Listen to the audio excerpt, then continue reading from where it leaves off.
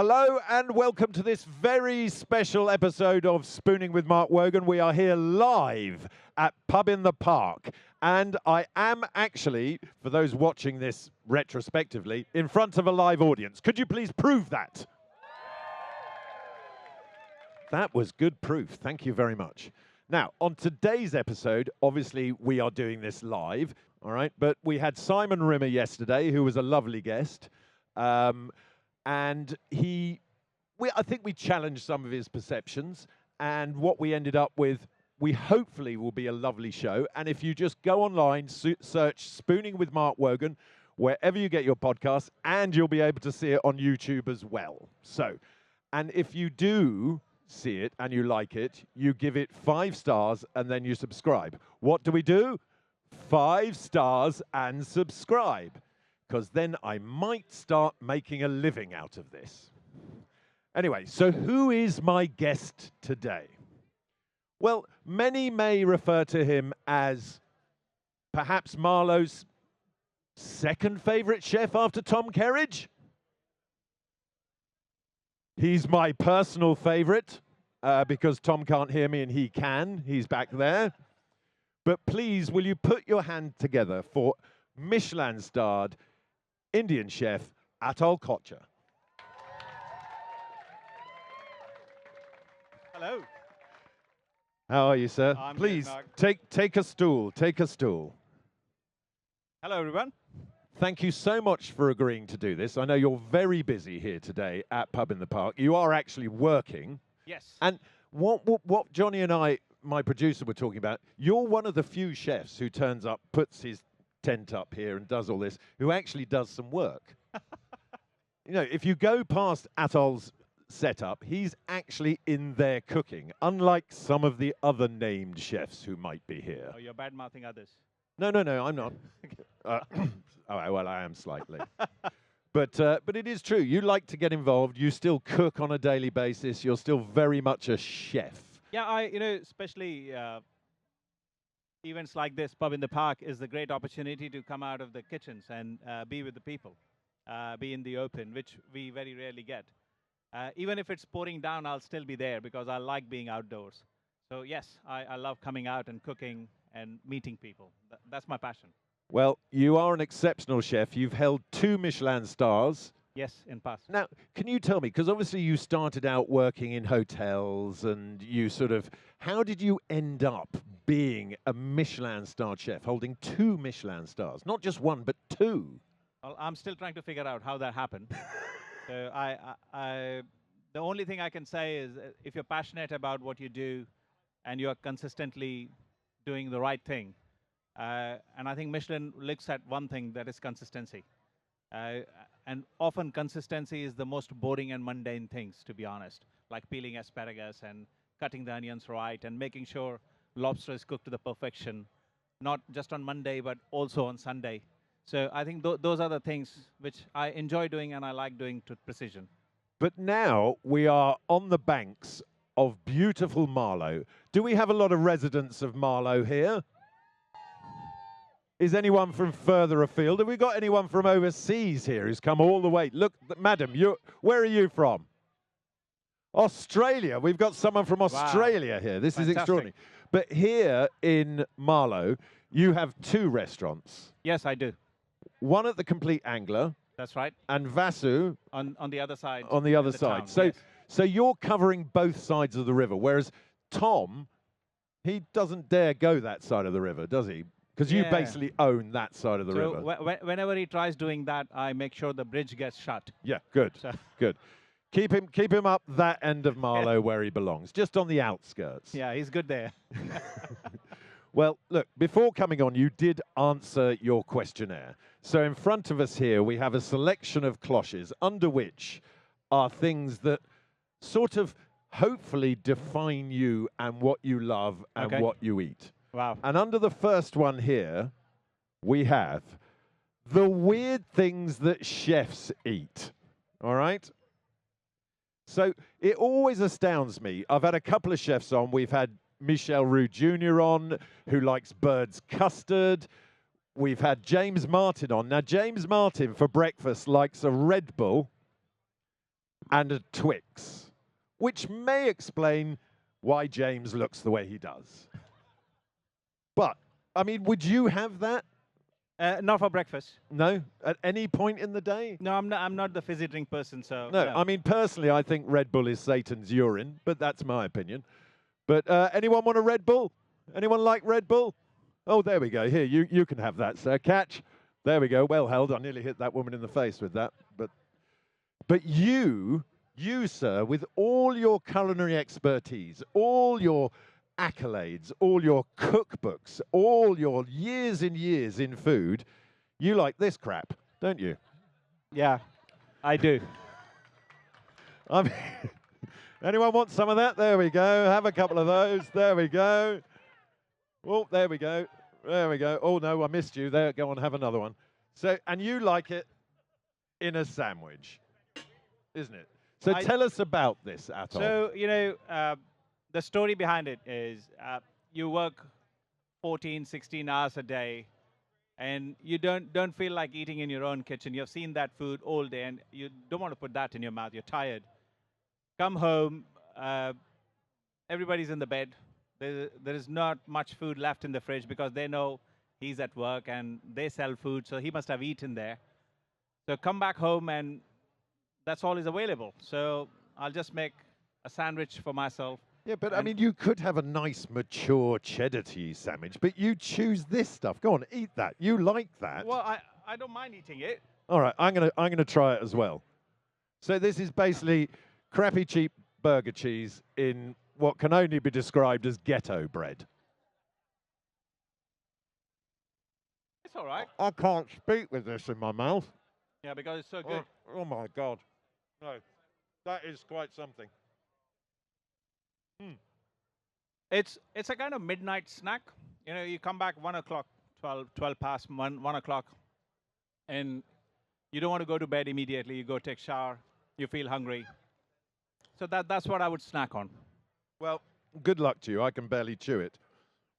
The other thing that two chefs I've had on, so Tom Kerridge and Matt Tebbett, both like a pepperami. Oh. I mean, it's disgusting. Anyone like a pepperami? Who likes a pepperami? There you go. Have a pepperami. I only had the one. Sorry, sir. We're on a tight budget. Right. Let's move that out of the way because we want to get to your next cloche. So, obviously, when people come on, they answer our questionnaire, as I said, and they do food loves, food hates, and then one of the questions is the one thing you would never eat again on pain of death. And you said insects. No. I really can't eat it. You can't eat that? No. I've sourced. Sorry, I'm going to put that over there. I've sourced some. I'm still trying to swallow that bloody sandwich. Hold on. Yeah, try this. Your sandwich will swallow easily. Now, I've sourced some of the finest insects. I've got some barbecued crickets there, some seasoned mealworms. Insects, anyone? I think I've got a locust there. Who'd like some insects? Now, look, around about, you'd like some insects? Come up here, young man. You're going to try some insects because I can't get this Michelin-starred chef to eat some insects. Well, now I know why there are no butterflies in your garden. Come around here. Come around here. What's your name? Noah. Say hello to Noah, everybody. One, two, three. Hello, Noah. Hello, Noah. Right. Which one you would like? Which one would you like from the insect selection there, sir? Oh, he's gone for the mealworm. Delicious. Let's see it up close. Now, that's nice, right? Ugh. Delicious. What's a Round of mum being applause feeding for Noah, everybody. Now, around about this time, what I'd like is a little bit of audience participation. So hands up who would like to come and sit in our luxury Chesterfield armchairs here. Madam, you at the back, please come up. Anyone else? I need one more person. You, this way, please. Join me on stage here. Big round of applause for these very plucky, lovely people. You are going to regret this, I'm not going to lie. So, what's your name, madam, and where are you from? I'm Claire. I'm originally from South Africa, but I live in Old Basing in Hampshire. Excellent. Round of applause, please. And you, madam, where are you from and what is your name? My name is Caroline and I'm from the Wirral. The Wirral, the posh part of Liverpool. There we go. Excellent. Now, over here, I've got a little present for you that you can take home, which is your own personal blindfold. Now, they're very good for sleeping in and anything else you might like to do in your spare time. But if you take those, it does look like a small bra. But what I'm going to require you to do, and it's what can only be described as a trust exercise or foolish courage on your behalf, I would like you to take them out of the packets and place them over your eyes, because you are going to take part in the blind tasting. Now, before you start, do you have any allergies, intolerances, and/or phobias? Which is everything we have to ask all of our guests. Because we had one guest who behaved very, very badly. And that was, do you remember the 90s band All Saints? So Natalie Appleton from All Saints just very casually put on her questionnaire, I don't like goat's cheese. Turns out it was a rigorous phobia. She threw up and we had to stop the tape. And it took me about 10 minutes to convince her to stay and finish the podcast. But we're trying to avoid that. So no allergies, no intolerances. What do you avoid? Peanuts, yeah. Excellent. We've got bit phobic of what? Spiders. Spiders. We're not going to feed you spiders. I've got some crickets or mealworms if you'd like them instead. Okay, great. Excellent. So we've got our two. Please put your blindfolds on now. We've got our two very plucky audience members here. We can do all sorts of things now they're blindfolded, but we won't prey on them in that way. Right, and it's also time, Atul, For me to put the blindfold. for you to put your blindfold on. Now, I gave Atul a choice of blindfolds, and he selected what can only be described as rather somber black. Well, maybe boring. But pop that on. It will. I mean, can you see without the I can't see without my glasses. I mean, do you even need the blindfold without? Okay. Right. So, we've got to that stage in proceedings. So first up. Now, when I unveil this, don't shout out what it is, because it somewhat spoils the surprise for them. Okay? Are you all right over there, you two? Okay. I'll be with you in a minute. So, first up, from your things that you say you love and you say you hate. Open wide. Here we go. Now, chew on that. Let me know. I'm going to go over and quickly give these two some. This is quite a big mouthful. So here we go. Or just bite it off. Good. That's the kind of reaction I like. And you, oh my God, you are ready, aren't you? That's about as ready as you can get. Here we go. Now take a bite. Bite down. Okay, everybody, describe what you're tasting, what you're enjoying. Grab your microphone there. Tell us that, or what have we got there? This is definitely fried chicken with pickle mayonnaise from my stall. Yes, it is.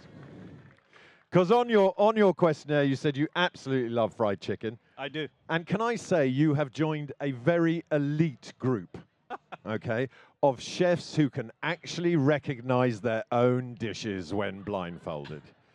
Because it didn't matter whether it was Tom Kerridge, Matt Tebbutt, or even Michel Roux Jr. There were certain things they just couldn't recognize when blindfolded. So a big round of applause for Atul for recognizing his own food. Thank you. Now, how was that for you? Was that all right? Yeah, it was nice. It was Yeah. good?